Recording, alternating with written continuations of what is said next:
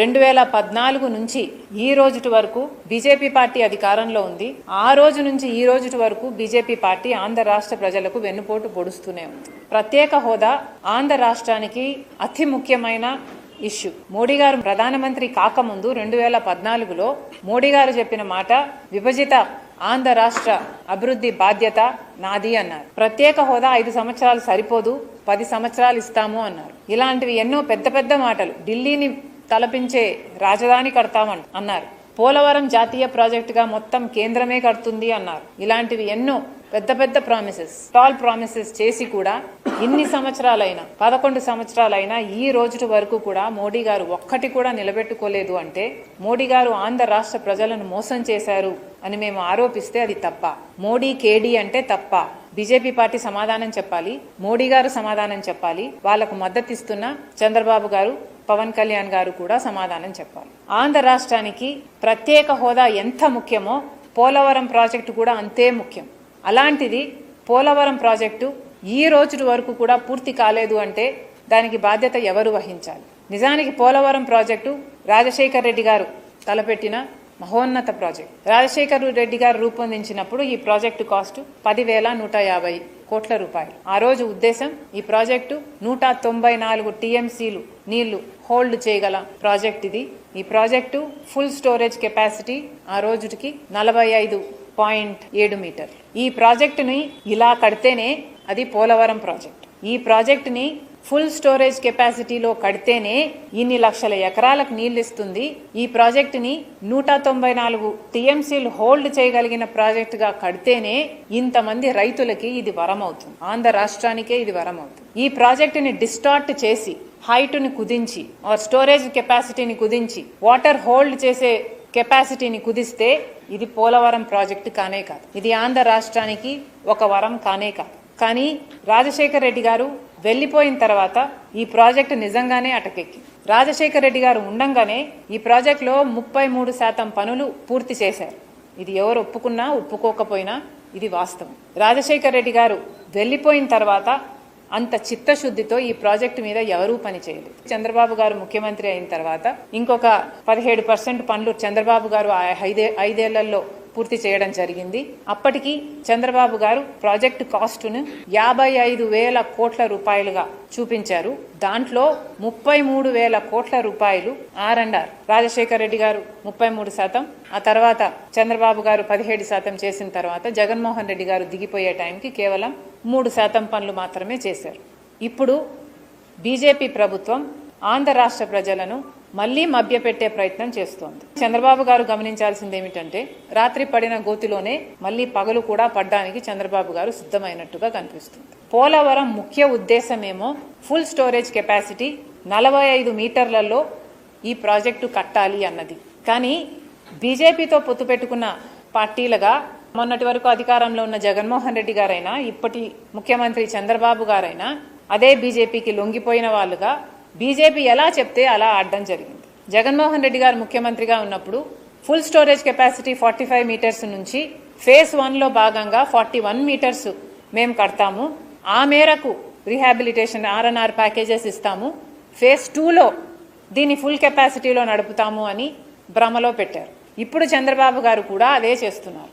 ఈ project 45 metres కెపాసిటీలో run చేస్తే మాత్రమే ఈ ప్రాజెక్టు పోలవరం.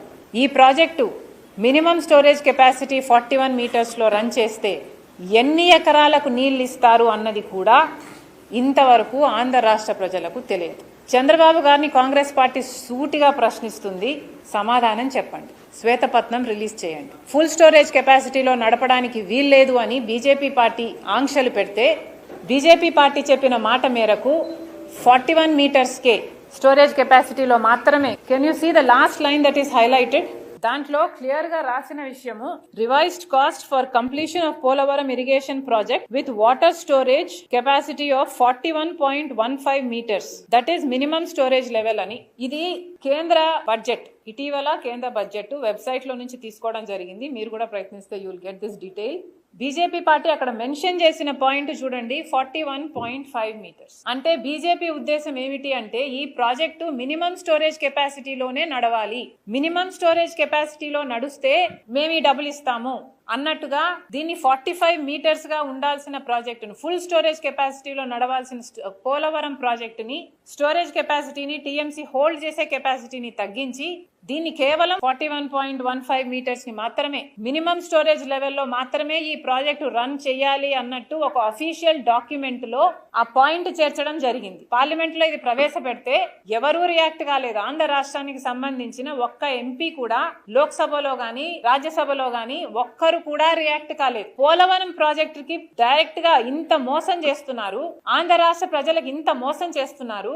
30 లక్షల ఎకరాలకు నీళ్ళిచ్చే ప్రాజెక్టు స్టోరేజ్ కెపాసిటీని కుదిస్తే అసలు ప్రాజెక్టు ఒక బ్యారేజ్ గా మిగిలిపోతుంది తప్పితే, ఒక లిఫ్ట్ ఇరిగేషన్ గా మిగిలిపోతుంది, ఒక రిజర్వాయర్ గా మిగిలిపోతుంది తప్పితే అసలు దీని పర్పసే సాల్వ్ కాదు అని తెలిసి కూడా ఒక్కరంటే ఒక్క ఎంపీ కూడా మాట్లాడలేదు. ఈ కుట్రలో భాగమయ్యారు జగన్మోహన్ రెడ్డి గారు, చంద్రబాబు గారు, పవన్ కళ్యాణ్ గారు. సో ఇలాగే వదిలేస్తే ఆంధ్ర రాష్ట్రంలో కట్టబోయే పోలవరం ప్రాజెక్టుకు ఫుల్ కెపాసిటీ స్టోరేజ్ లో ఎప్పుడూ రన్ కాదు. కేవలం ఆ 41 మీటర్స్ కే మినిమం స్టోరేజ్ కెపాసిటీలో మాత్రమే రన్ అవుతుంది. 30 లక్షల ఎకరాలకు నీళ్లు రావు.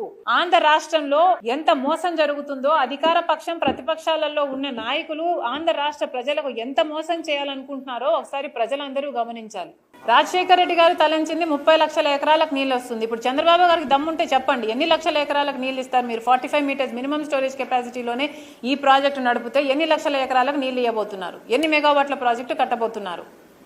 ఎక్కడెక్కడ నీళ్ళు ఇవ్వబోతున్నారు? స్టెబిలైజేషన్ ఎక్కడెక్కడ చేయబోతున్నారు? మ్యాప్ మీద మొత్తం పెట్టండి, శ్వేతపత్రం రిలీజ్ చేయండి అని అడుగుతున్నాం. ప్రపోజల్ జగన్మోహన్ రెడ్డి గారు పెట్టలేదు. జగన్మోహన్ రెడ్డి గారు చెప్పింది ఫేజ్ 1 అన్నారు, ఫేజ్ 2 అన్నారు. అదే చెప్తున్నాం, అందరూ చాలా తెలివిగా తప్పించుకుంటున్నారు. ఇప్పుడు లోకేష్ గారు కూడా అదే చెప్తున్నారు, మేం ప్రాజెక్ట్ హైట్ను కుదించటం లేదు అని. తెలివంతా మీకే ఉంది. ప్రాజెక్ట్ హైట్ కుదిస్తున్నారని మేము కూడా అంటం లేదు.